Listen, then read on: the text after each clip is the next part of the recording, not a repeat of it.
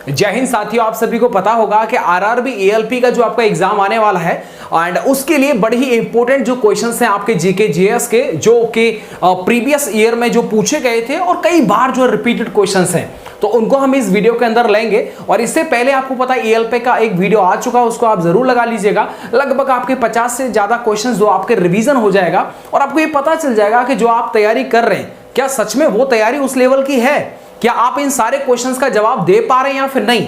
अगर मैं आज के इस वीडियो की बात करूं तो सारे क्वेश्चंस आपके प्रीवियस ईयर वाले क्वेश्चंस हैं जिनको आप अच्छे तरीके से आपको याद करना है, जैसे मैं याद करता हूं। ठीक है, तो चलिएगा स्टार्ट करते हैं। और जितना आपने सपोर्ट किया आरआरबी एएलपी की वीडियो को, सच में रियली आप सभी का बहुत बहुत शुक्रिया यार। मैंने कहा था कि बस आप एक बार जो है बस एक कमेंट कर दीजिएगा, उसके बाद की जिम्मेदारी आप मुझ पर छोड़ दीजिएगा।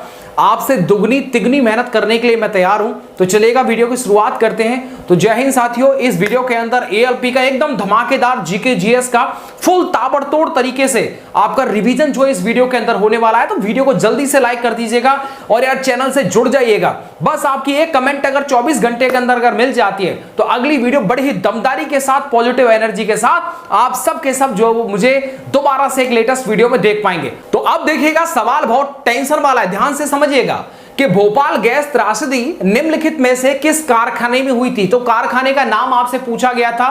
ये एएलपी के प्रीवियस ईयर का क्वेश्चन का जो क्वेश्चन है ये, तो इसका आपको जवाब देना है। मैं आपको कुछ कारखानों के नाम लेता हूं, उनको आप थोड़ा पहचानिएगा। जैसे मेघनगर फार्म किम प्राइवेट लिमिटेड, क्या उस कारखाने का नाम था? या भिलाई इस्पात संयंत्र था जिसके अंदर ये कांड हुआ था? इधर एक तीसरा जो संयंत्र है बड़ा ही है, वो है यूनियन कार्बाइड कीटनाशक संयंत्र। और चौथा जो कारखाना था उसका नाम है भोपाल इंसिनरेटर लिमिटेड। ये चार कारखानों के मैंने आपको नाम दिए। अब आप सोचिए कौन सा कारखाना था। तो देखिए सही जवाब तो ये है भाई सी, यानी यूनियन कार्बाइड कीटनाशक संयंत्र उस कारखाने का नाम था। भोपाल गैस त्रासदी 3 दिसंबर 1984 को हुई थी और यूनियन कार्बाइड के संयंत्र से मिथाइल आइसोसाइनेट यानी C2H3NO गैस का रिसाव हुआ था। और भोपाल गैस त्रासदी के समय वॉरेन एंडरसन यानी यूनियन कार्बाइड कॉर्पोरेशन के CEO थे। अब तक आपने बस सिर्फ ये देखा कि भोपाल गैस त्रासदी में कौन सी गैस का रिसाव हुआ था, लेकिन आज आपको कारखाने का नाम पता चल गया। तो दूसरा क्वेश्चन, जबरदस्त क्वेश्चन देखिएगा।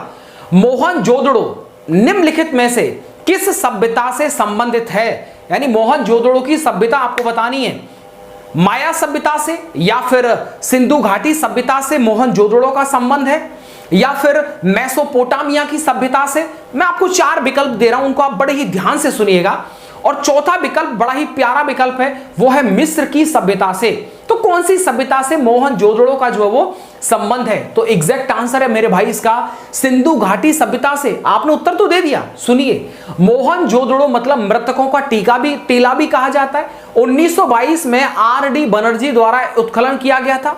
और साक्ष्य महान, जैसे कि आपको पता है स्नान घर वहां मिला था, अन्न भंडार एंड गैड़ा मोहरे, यहां पर इनकी संख्या सबसे अधिक थी। आपको पता है नृत्य करती हुई लड़की की जो कांस्य की मूर्ति वहां से प्राप्त हुई थी। एंड पशुपति की मोहरे।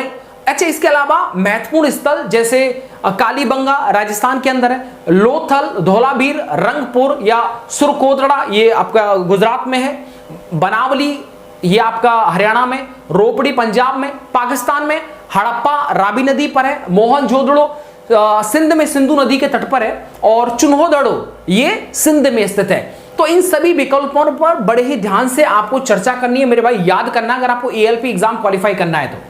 अच्छा, अगला सवाल देखिए कि किस अधिनियम में घोषणा की गई कि भारत में ब्रिटिश शासन 30 जून 1948 तक समाप्त हो जाएगा? वो अधिनियम सुन लीजिएगा। 1858 का अधिनियम था क्या वो, या 1947 का अधिनियम था, या 1892 का अधिनियम था, या फिर चौथा और बड़ा प्यारा विकल्प है वो है 1991 का अधिनियम? सोच के बताइएगा, बड़ा जबरदस्त क्वेश्चन है भाई। देखिएगा 1947 का अधिनियम था वो, यानी भारतीय स्वतंत्रता अधिनियम 1947 यूनाइटेड किंगडम की संसद का एक अधिनियम था जिसने ब्रिटिश भारत, यानी उस टाइम पे ब्रिटिश भारत था, जिसने ब्रिटिश भारत को स्वतंत्रता प्रदान की थी। और यह अधिनियम जो था वो 18 जुलाई 1947 को पारित किया गया था और 15 अगस्त 1947 को इसे लागू किया गया था। अच्छा, इस अधिनियम ने ब्रिटिश भारत को दो स्वतंत्र उपनिवेश यानी भारत और पाकिस्तान में विभाजित कर दिया था। ये आपको पूरी डिट्टो की डिट्टो आपको चीजें याद होनी चाहिए मेरे भाई। ये सारे फैक्ट मैंने जोड़ जोड़ के इतने बड़े फैक्ट बना रखे हैं हर बार। अच्छा, अगला सवाल, भारतीय संविधान के निम्नलिखित में से किस अनुच्छेद में भारत के महान्यायवादी का प्रावधान है? अब आपको उन आर्टिकलों के बारे में पता होना चाहिए जिसके अंदर महान्यायवादी का जो है वो चर्चा की जाती है। अच्छा, ऑप्शन सुन लीजिएगा। आर्टिकल 79 के अंदर है क्या अटॉर्नी जनरल के बारे में, या आर्टिकल 76 या 72 या फिर आर्टिकल 81? चारों विकल्प के बारे में आपको कंठस्थ याद होना चाहिए। वो था आर्टिकल 76। पता होगा, भारत के महान्यायवादी यानी अटॉर्नी जनरल, देश का सर्वोच्च विधि अधिकारी भी कहते हैं इसे, यानी लॉ ऑफिसर भी होता है। अच्छा, इसकी नियुक्ति कौन करता है बताओ? अटॉर्नी जनरल की राष्ट्रपति जी के द्वारा। इनके कर्तव्य ड्यूटी क्या होती है कि भारत सरकार के मुख्य कानूनी सलाहकार के रूप में इनका काम होता है। वो सभी कानूनी मामलों पर केंद्र सरकार को सलाह देता है, ये उसकी ड्यूटी है। अच्छा, अनुच्छेद 79 में संसद का गठन होता है। अनुच्छेद 72 में क्षमा देने या कुछ मामलों में सजा को निलंबित करने या फिर कम करने की राष्ट्रपति जी की जो शक्ति है उसका प्रावधान है। समझ में आ गया? अगला सवाल देख लीजिए, बड़ा जबरदस्त है और डाटा को याद करने में बहुत समय लगता है भाई, याद कर लेना, हर बार आया था ये।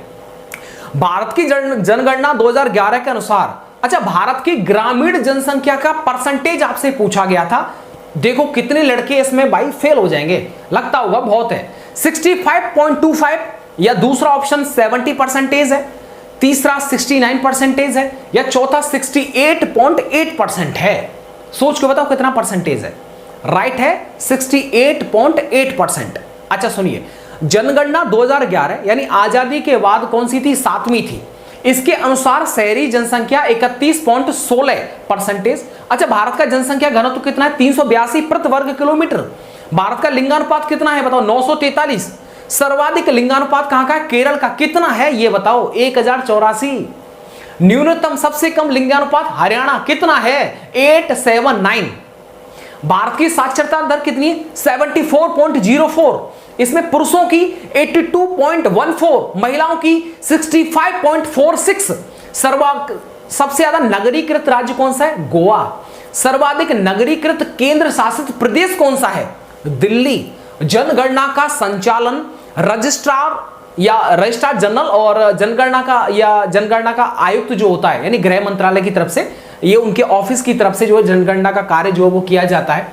आई होप कि आपने सारे क्वेश्चंस को बहुत ही अच्छे तरीके से समझा होगा, उनको पढ़ा होगा। और साथ देखो, एक सवाल था लेकिन बाकी जितनी मैंने इसका फैक्ट चीजें आपको बताई वो सारे फैक्ट जोड़े गए थे इस सवाल से संबंधित, तब जाकर के फैक्ट इतना लंबा चौड़ा हो गया था। क्योंकि हर डाटा अलग अलग शिफ्टों में पूछा गया था, तो मैंने सोचा क्यों ना इन सभी को एक प्रश्न के साथ में संग्रहित आपके सामने प्रस्तुत किया जाए। भाई याद कर लीजिएगा और उम्मीद करता हूं आप देख सकते हैं कि एएलपी का अपने आप में असिस्टेंट लोको पायलट बड़ा नौकरी होता है, बड़ा जिम्मेदारी ड्यूटीज होती हैं, बड़ा अच्छा नौकरी है।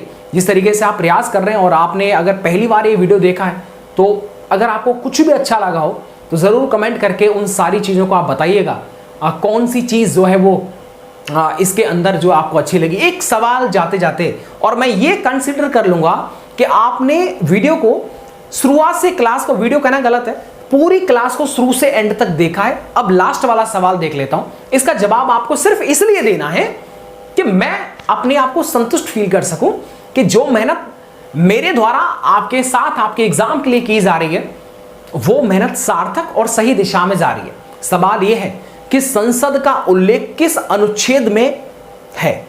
आपको ये ऑप्शन, मैं ऑप्शन तो क्या दूं यार, सीधे सीधे बताइएगा कि संसद का जो प्रावधान है वो किस अनुच्छेद में वर्णित है। इस सवाल का जवाब आप ऑप्शन के कमेंट बॉक्स के अंदर आप जरूर दीजिएगा। चलिएगा, मिलता हूं मैं नेक्स्ट वीडियो के साथ। अच्छे से तैयारी करें, आप करिएगा, आपके भाई बहन जितने भी लग रहे हैं यार, क्लासेस को मत छोड़ना। देखिएगा आपको बहुत सारी चीज़ों को इकट्ठा करने में समय लग सकता है, लेकिन आप मेरे साथ जुड़े रहिएगा। वीडियो की स्पीड बढ़ा सकते हैं, कम कर सकते हैं, बड़े अच्छे तरीके से इनको आप रिवाइज करिएगा, चीज़ों को याद करिए, रिलेट करिएगा। यार देखो ये क्वेश्चन आया हुआ है, भैया बता रहे हैं, तो यार हमको याद होना चाहिए इसका। चलेगा, थैंक यू सो मच।